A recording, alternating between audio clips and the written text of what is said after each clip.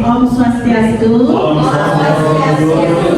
Saya mengucapkan terima kasih kepada rekan-rekan guru SMP Negeri Patabanan yang sudah bersedia meluangkan waktunya untuk mendengarkan pengimbasan apa yang sudah saya pelajari di pendidikan guru penggerak selama kurang lebih 2 bulan.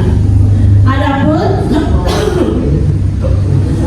yang saya sudah pelajari di pendidikan guru penggerak, yang pertama itu di modul 1.1 yaitu tentang filosofi KD, yang di 1.2 itu tentang nilai dan peran guru penggerak, di 1.3 itu adalah tentang visi guru penggerak, dan yang di modul 1 yang terakhir itu 1.4 itu adalah tentang disiplin positif. Disiplin positif yang kita akan bahas hari ini yaitu tentang segitiga restitusi, seperti itu Bapak Ibu. Adapun sedikit ulasan tentang filosofi KHD yang ambil garis besarnya saja, yaitu yang pertama, guru adalah seorang penuntun bagi murid. Yang kedua, pendidikan yang berpihak kepada murid. Berarti di sekolah itu kita menyediakan pembelajaran yang berdiferensiasi karena kebutuhan anak-anak itu berbeda-beda. Antara satu anak dengan anak yang lain itu tidak sama, kodratnya berbeda, seperti itu. Kemudian yang berikutnya di modul 1.2 itu adalah tentang nilai dan peran guru penggerak. Itu untuk khusus untuk seorang guru penggeraknya, yaitu sudah terlihat di layar. Nilai guru penggerak itu apa saja? Yaitu yang pertama berpihak pada murid, reflektif, kolaboratif, inovatif, dan mandiri. Bukan hanya guru penggerak saja, tentunya kita sebagai seorang pendidik juga harus memiliki peran nilai-nilai tersebut.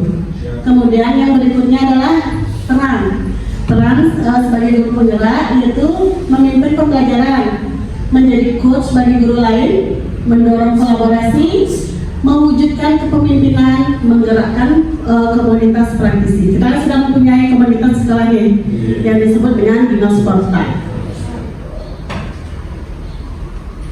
Kemudian di modul 1.3 dalam pendidikan guru penggerak itu kita disuruh menyusun sebuah visi. Visi itu adalah cita-cita kita, harapan kita ke depannya, menginginkan murid itu seperti apa. Kebetulan pada waktu Linke yang membuat satu visi, yaitu mewujudkan siswa yang beriman dan bertakwa, mandiri, berprestasi, dan berbudaya.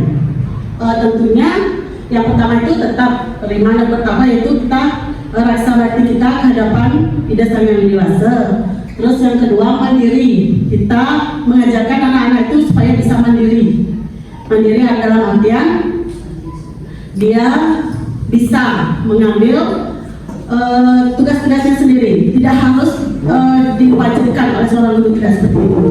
Kemudian berprestasi di sini saya ambil 2, baik itu akademis maupun non akademis. Kemudian berbudaya, kita menginginkan, saya khususnya menginginkan peserta didik saya, murid saya ke depannya dia memiliki nilai-nilai budaya. Kan nilai-nilai kebudayaan kita di Bali sangat banyak ya, misalnya dalam seni tari, seni tabuh, dan juga yang lain-lain. Nah, sekarang kita akan ke disiplin positif. Disiplin positif itu terdiri dari konsep intinya itu yaitu perubahan paradigma belajar. Disiplin positif pilih nilai-nilai kebajikan, kebutuhan dasar manusia, motivasi perilaku manusia, posisi kontrol guru keyakinan kelas, dan yang ketiga adalah segitiga restitusi. Segitiga restitusi ini tentu sangat penting kita terapkan di sekolah untuk menangani anak-anak yang bermasalah. Pembelajaran dengan paradigma baru tentunya tidak terlepas dari profil pelajar Pancasila ya. Ada 6 ya, ada 6 dari penerapan profil Pancasila. Pembelajaran dengan paradigma baru itu adalah pembelajaran dengan merupakan pembelajaran yang direncanakan berdasarkan pembelajaran berdiferensiasi sehingga para peserta didik belajar sesuai dengan kebutuhannya berdasarkan tahap sesuai teori psikologi modern untuk mewujudkan profil belajar Pancasila. Pembelajaran yang berdiferensiasi karena dalam modul itu tentu kita membuat modul yang berdiferensiasi, di dalamnya mengandung pembelajaran berdiferensiasi. Kalau yang suka menonton video, mungkin kita memberikan video, kemudian kita suruh mencari yang berkaitan dengan materi yang sudah kita berikan pada saat itu. Mungkin ada yang mau mendengarkan ceramah, kan banyak anak-anak yang materinya dapat diterima dengan mendengarkan langsung. Ada juga yang melalui membaca. Kalau saya tuh sukanya mendengarkan secara langsung. Kalau membaca agak malas sedikit. Tapi sekarang tidak harus malas, karena banyak tugas-tugas dari modul CGP itu diwajibkan kita itu membaca.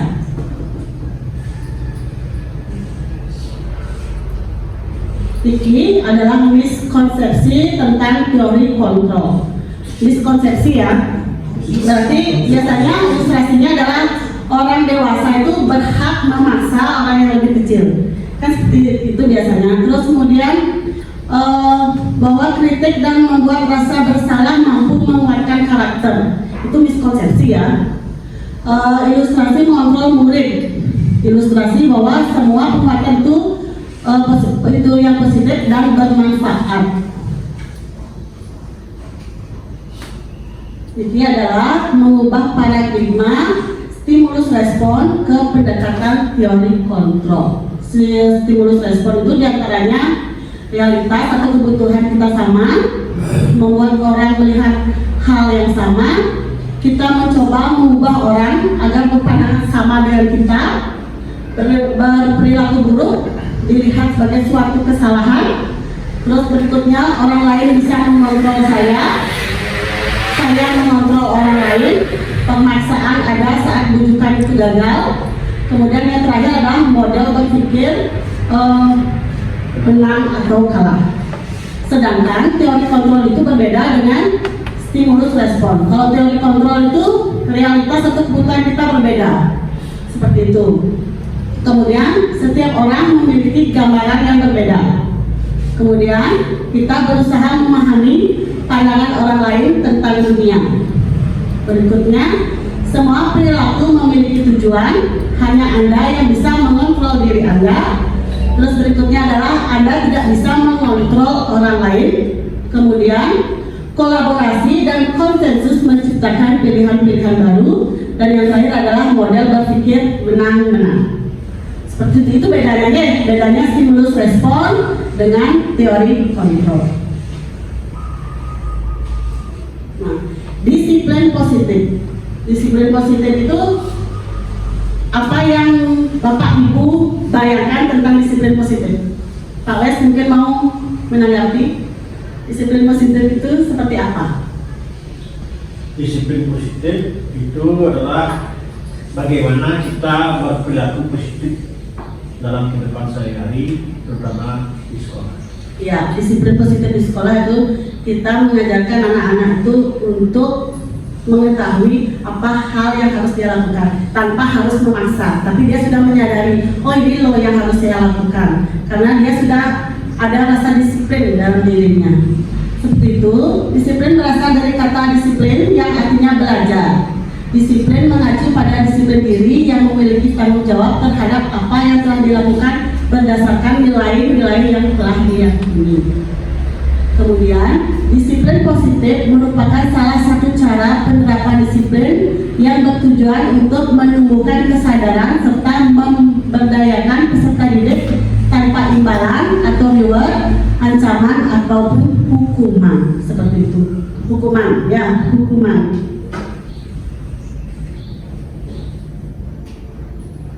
Kemudian ini adalah nilai-nilai kebajikan. Nilai-nilai kebajikan adalah nilai yang disepakati bersama. Seperti itu, lepas dari suku bangsa, agama, bahasa, maupun latar belakang. Contoh nilai kebajikan institusi atau organisasi seperti itu ya, yang sudah ada di layar, yang sesuai dengan profil Pancasila.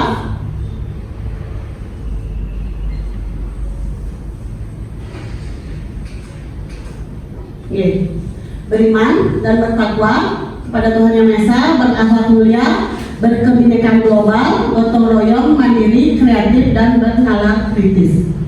Yang sebelahnya itu adalah contoh di program ya.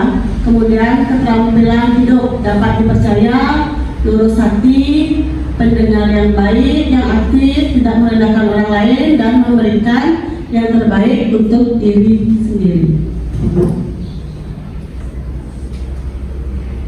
Kebutuhan dasar manusia.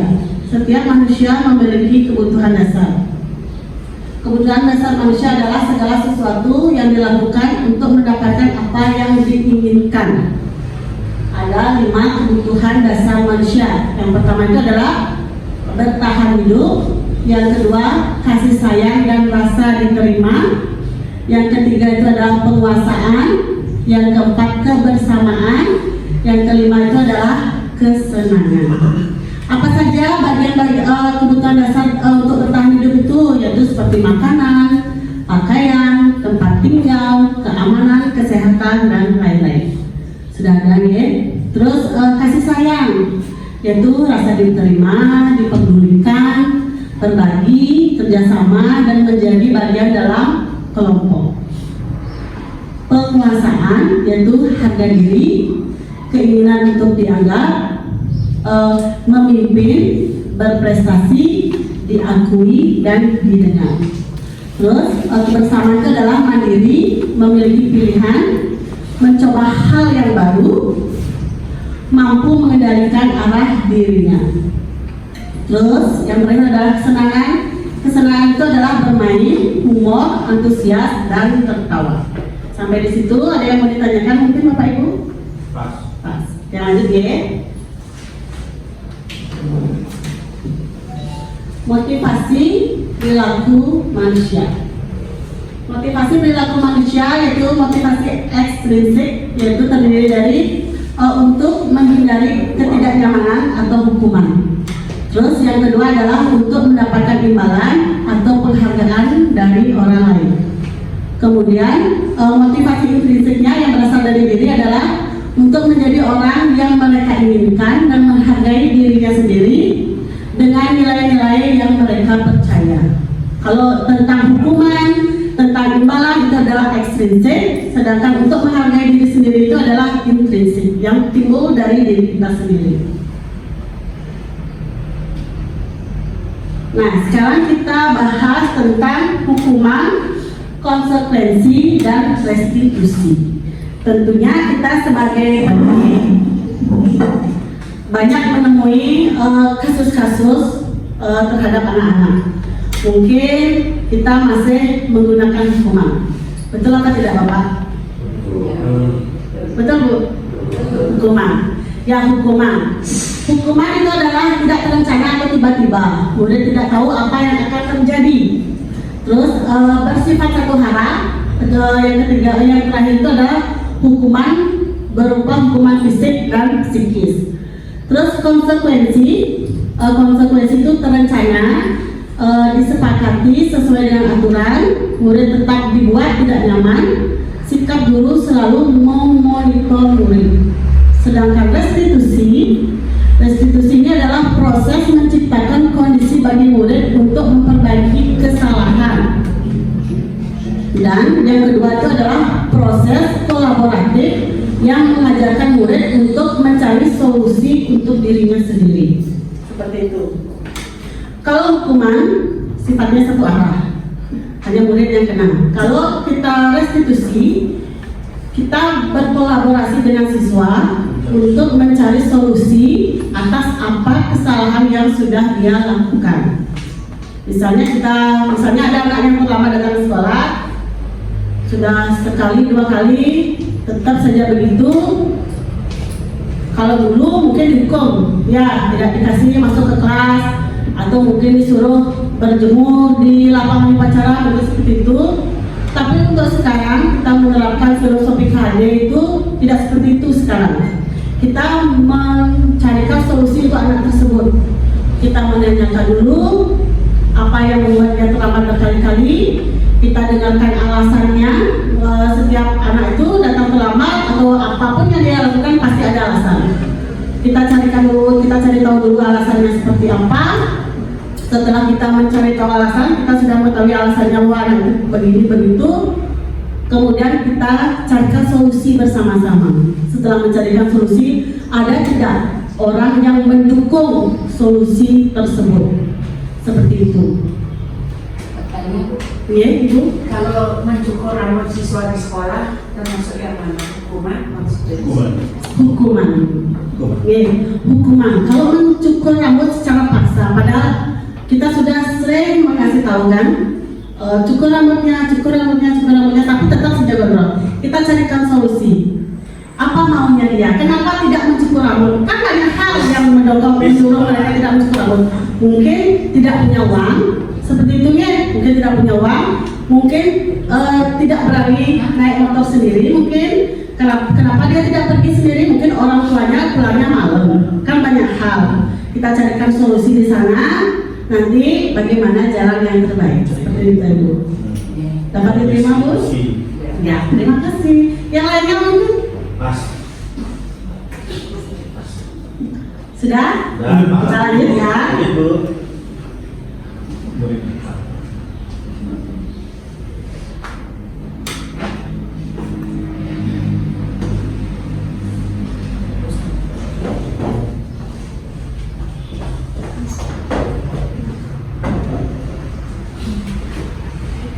Iya. Ini adalah 5 posisi kontrol guru. Ada 5 posisi kontrol guru. Yang pertama sebagai penghukum. Yang kedua membuat rasa bersalah. Yang ketiga teman.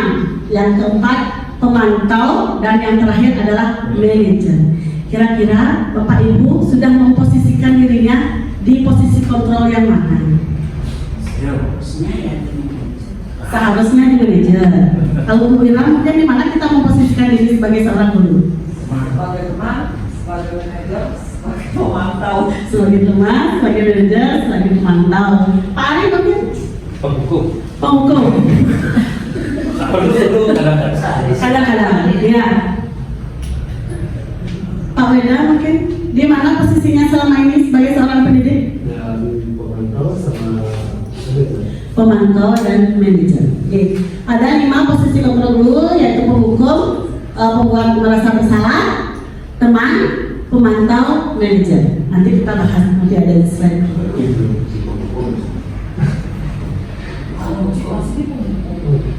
Penghukum ya.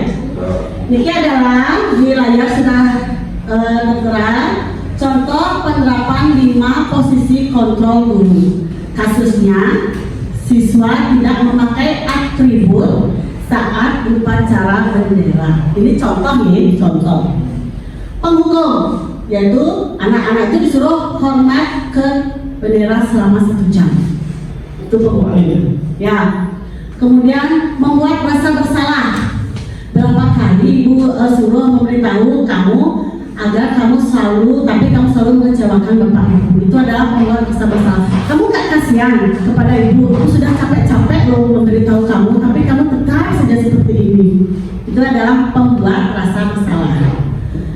Terus manajer. Nah, manajer ini, apakah kamu tahu kesalahanmu? Seperti yang sampaikan tadi ya, kita mencari tahu dulu kenapa anak tersebut melakukan hal seperti itu. Kemudian kira-kira bagaimana kamu memperbaiki kesalahanmu? Kita menanyakan kepada anak tersebut untuk memperbaiki kesalahannya, kira-kira apa yang harus dia lakukan.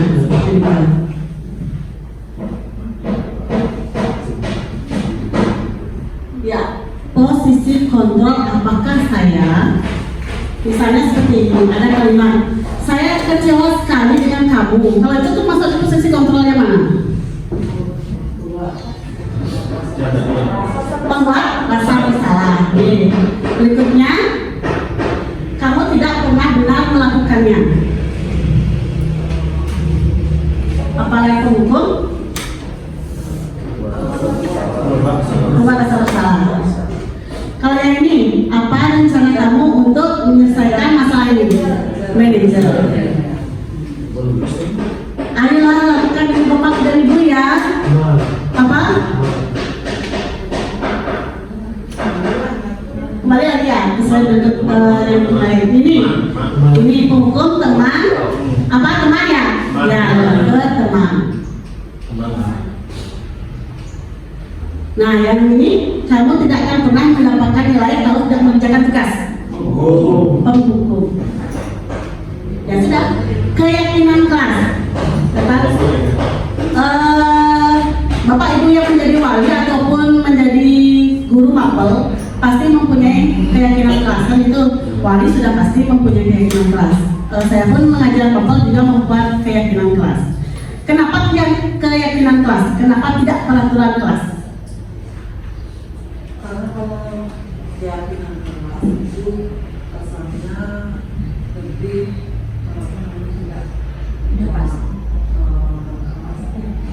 kalau peraturan kan ada hukuman utama.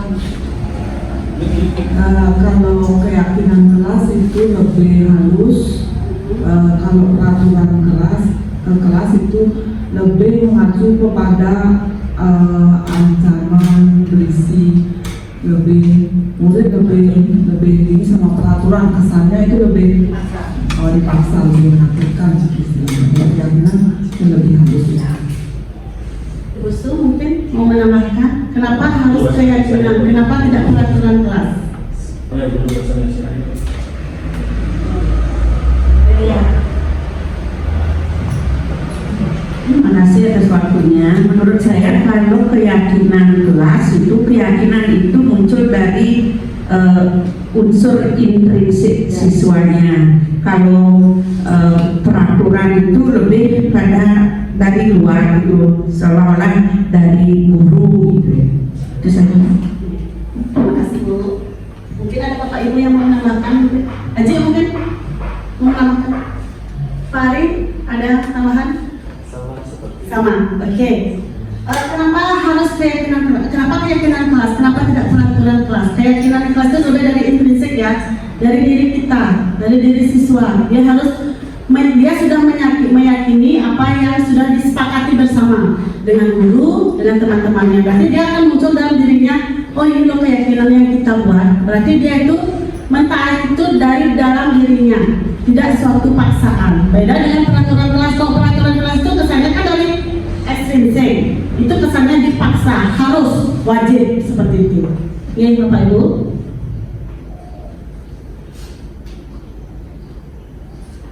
Pembentukan keyakinan kelas, yaitu ada 9 yaitu bersifat abstrak, berupa pernyataan yang universal, dibuat dalam pernyataan positif, sedikit saja agar mudah diingat. Kita tidak perlu membuat banyak-banyak keyakinan, tidak perlu. Kemudian sesuai dengan kondisi kelas dan sekolah sehingga mudah diterapkan. Semua warga sekolah atau warga kelas dilibatkan saat membuat keyakinan kelas. Namanya juga keyakinan kelas, berarti kita mengikut sertakan seluruh anggota kelas untuk membentuk keyakinan kelas. Seperti ini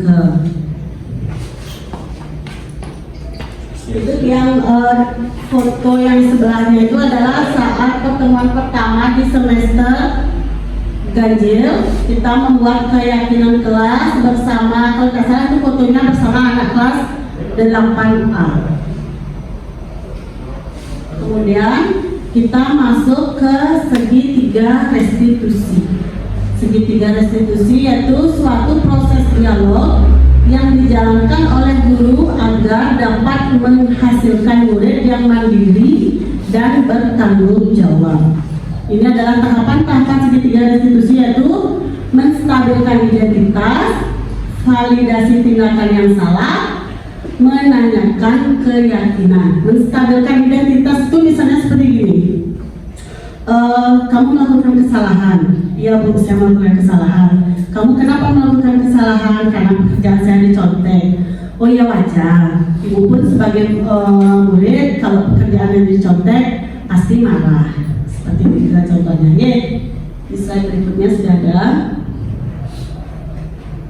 Aduh saru ya. Menstabilkan identitas karena kebesarannya.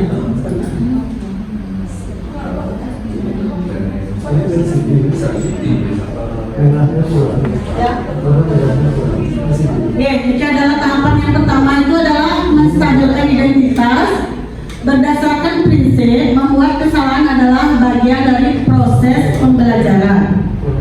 Terus berikutnya berbuat salah itu wajar. Ini adalah contoh-contohnya ya. Contohnya membuat kesalahan itu wajar.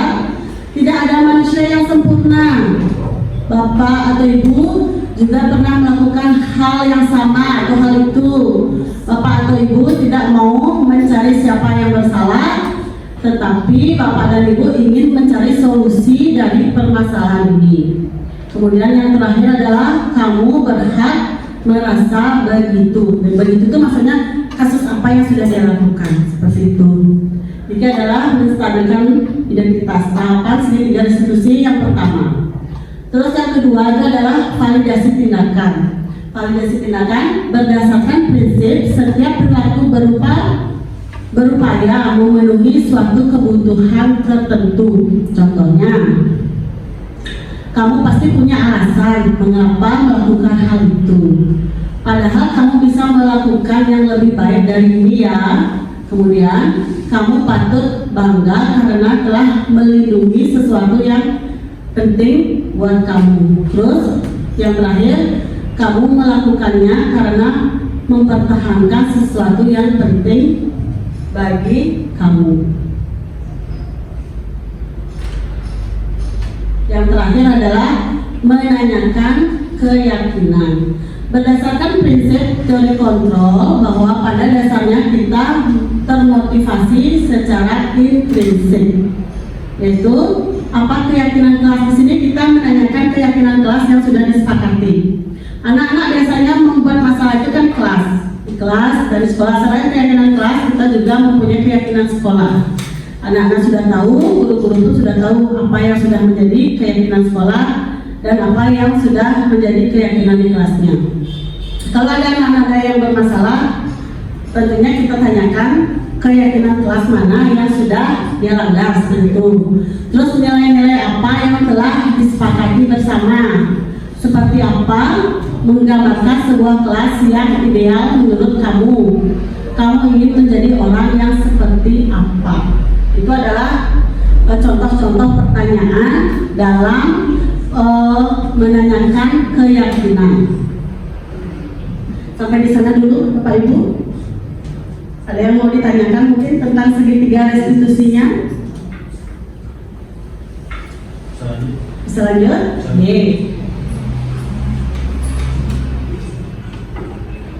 Nah, gamenya ini maunya yang share di HP Bapak Ibu, yang share nanti yang bagikan linknya.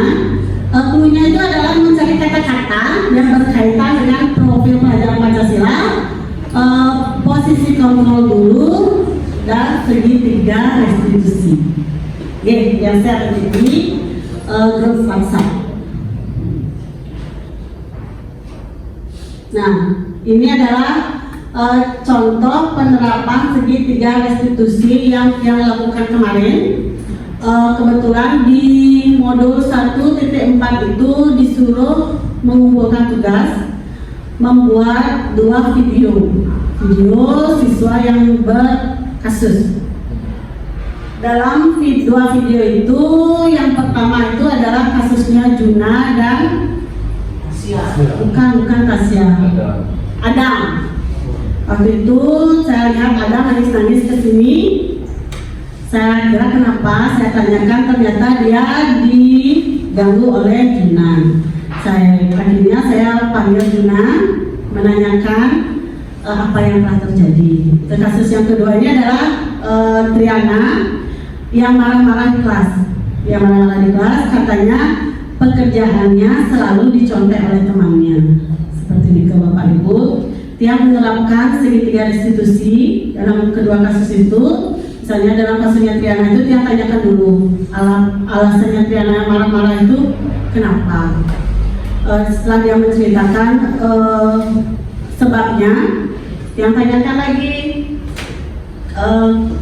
kedepannya dia tuh mau mengontrol emosinya apa tidak. Dia tidak sampai terulang lagi, dia tidak sampai memukul temannya mungkin seperti itu. Akhirnya dia bersedia, dia katanya mau belajar untuk mengontrol emosinya. Setelah itu dia tanyakan keyakinannya dari kesalahan kamu tadi yang malah-malah di kelas sampai beberapa meja, adakah keyakinan yang kamu langgar? Katanya dia melanggar keyakinan saling menghormati sesama teman. Seperti itu Bapak Ibu. Ternyata sudah sampai di penutup. Penutupnya, dalam penerapan program disiplin positif, hendaknya guru memiliki standar kepribadian profesional dan sosial yang baik, di mana guru mampu merefleksi dirinya pada posisi kontrol saat ini. Bagaimana perjalanan dirinya sebagai among atau manajer yang menuntut murid-muridnya menjadi insan yang mandiri, merdeka, dan bertanggung jawab. Seperti itu. Terima kasih. Mungkin Bapak Ibu mau menambahkan atau memberikan tanggapan tentang aksi nyata saya hari ini, mungkin memberikan masukan. Nanti ada yang kurang-kurang perlu ditambahkan di mananya, mungkin yang terima dengan senang hati. Usul mungkin mau menambahkan saya gimana? Terima kasih.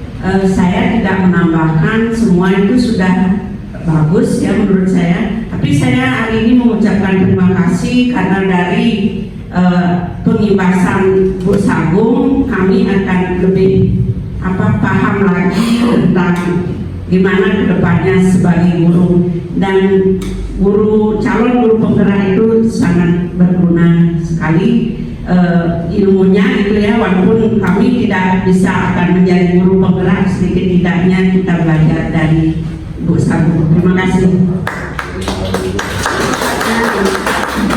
Ibu terima kasih untuk supportnya, dan juga ucapkan terima kasih kepada teman-teman semua karena bulan Desember ini masih lama.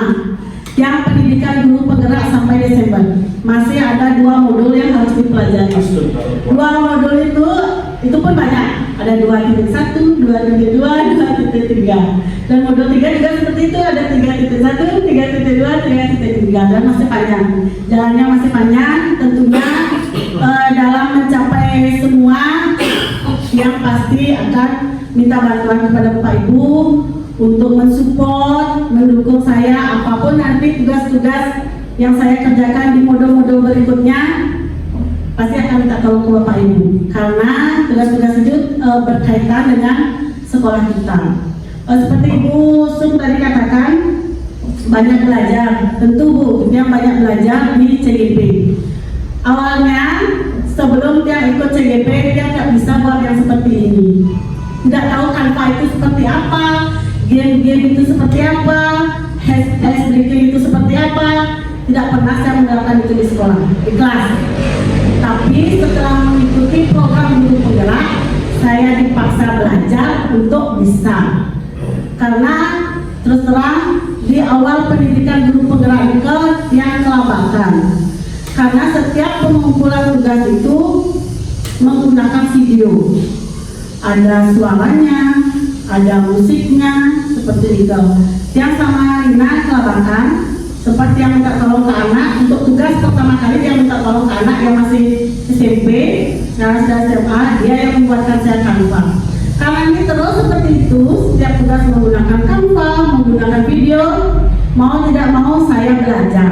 Akhirnya saya bisa menggunakan Canva, menggunakan audionya seperti ini ke Bapak Ibu. Ada lagi yang mau menanggapi mungkin? Mari, ayolah. Udah. Siapa tahu nanti Bang minat. Silakan. Baik, terima kasih atas kesempatan yang diberikan kepada saya. Jadi untuk acara hari ini saya sangat merasa senang ya, dan juga sangat berterima kasih dengan pengibasan ilmu yang sudah didapat oleh Ibu Sagu. Ya, jadi saya tahu tadi terkait dengan peran guru, kontrol guru itu ya. Jadi alangkah baiknya kita sebagai guru bisa berperan sebagai manajer seperti itu, agar siswa ya sesuai apa tadi KHD manajer Dewantara ya, filosofinya kita harus menuntun peserta didik sesuai dengan kodratnya seperti itu nih. Jadi tidak mematikan potensi mereka, kita menggali potensi mereka supaya bisa menjadi lebih baik lagi. Kira-kira itu yang saya terima di pengibasan hari ini. Terima kasih. Terima kasih. Bu Risti mungkin mau memberikan tanggapan atau menambahkan. Terima kasih atas waktunya buat kamu. Setelah saya dengar tadi apa yang disampaikan sama Bu Sagu, ya, saya merasa saya juga nggak tahu apa. Saya dapat ilmu jadinya, karena Bu Sagu juga dapat ilmu dari CGP hingga sama saya jadinya ini dan seperti Bu Sagu ingin bisa menggunakan tanpa dari dulu. Ya, setelah saya lihat dengan apa yang disampaikan sama Bu Sagu itu sangat bagus, sangat menambah wawasan dari saya dan wawasan untuk kedepannya. Ya, kalau saya nggak mungkin jadi CGP ya. Untuk kedepannya mungkin teman-teman yang lain ya bisa mendapatkan buku yang lebih bagus lagi dan dibahas pada teman-teman yang senior yang nggak tahu ya. Terima kasih. Terima kasih Bu. Kalau umurnya di bawah 50 mungkin Ibu mau ya ikut program guru pasti ya. Ya, sekarang kita yang muda-muda, saya yang muda-muda yang belum 50 bersyukur mendapat kesempatan di program guru penggerak, karena banyak hal yang saya pelajari di sana. Saya belajar berbicara, kita berbicara di depan murid, berbicara di depan teman-teman rekan-rekan sejawat itu berbeda, pastinya berbeda. Kita berbicara dengan murid itu gampang, caci sukses, tapi kalau kita berbicara dengan teman-teman rekan sejawat, rekan-rekan dulu, sangat lain sekali rasanya. Di sini saya belajar dalam program pendidikan guru penggerak, saya belajar di depan teman-teman CGP yang lain, di depan pengajar praktik, di depan fasilitator. Di sana saya belajar untuk berbicara.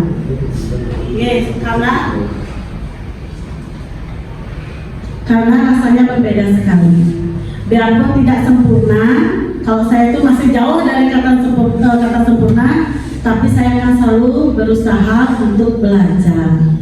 Karena ibarat orang barat mengatakan long life education, belajar sepanjang hayat. Seperti itu Bapak Ibu, terima kasih juga tanggapannya Pak Ali, yaitu menuntun sesuai dengan filosofi KHD itu, kita menuntun peserta didik, yaitu pendidikan yang berpihak pada murid.